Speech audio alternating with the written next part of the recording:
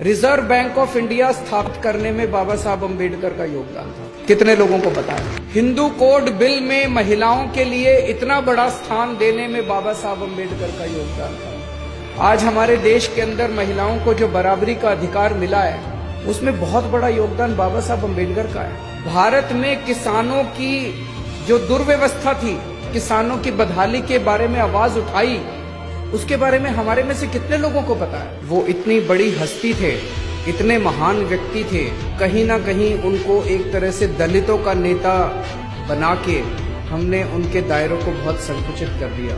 उन्होंने अपने जीवन में दलितों की तो आवाज उठाई ही उठाई।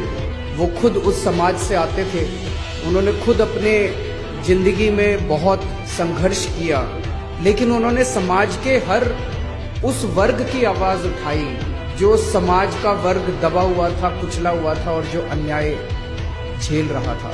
उनके जीवन से सबसे बड़ा मैसेज ये है, एक गरीब परिवार में पैदा हुए, गांव में पैदा हुए, वहां पे उन्होंने बचपन में जिस तरह से छुआछूत झेला और जो गरीबी झेली, उस जगह से निकल के, और ऐसे समय में जबकि पढ़ना लिखना कितना मुश्किल होता था, उस समाज के लोगों को स्कूल में जाना कितना मुश्किल होता था। अच्छे अच्छे घरों के, अमीर घरों के बच्चे भी उतना नहीं पढ़ पाते थे।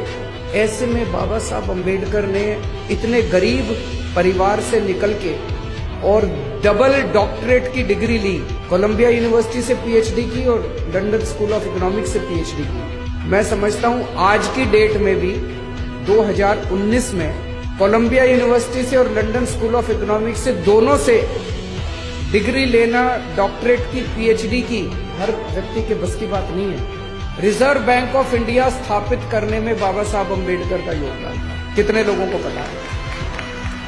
हिंदू कोड बिल में महिलाओं के लिए इतना बड़ा स्थान देने में बाबा साहब अम्बेडकर का योगदान था। आज हमारे देश के अंदर महिलाओं को जो बराबरी का अधिकार मिला है, उसमें बहुत बड़ा योगदान बाबा साहब अम्बेडकर का है। भारत में किसानों की जो दुर्व्यवस्था थी, किसानों के बारे में उन्होंने इतने कदम उठवाए और इतने उन्होंने किसानों की बदहाली के बारे में आवाज उठाई, उसके बारे में हमारे में से कितने लोगों को पता है? बाबा साहब अम्बेडकर ने ऐसा संविधान दिया है हमारे देश को।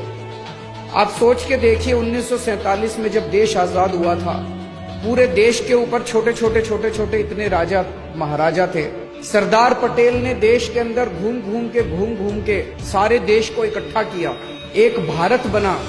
पूरी दुनिया को उस टाइम ये लग रहा था कि भारत ज्यादा दिन चलने वाला नहीं है। इतनी विविधताएं थी, इतने धर्म थे, इतनी जातियां थी, इतनी संस्कृतियां थी, और उस सारे देश को सरदार पटेल जहां एक और इकट्ठा कर रहे थे, बाबा साहब अम्बेडकर ने ऐसी किताब लिखी, ऐसा संविधान दिया।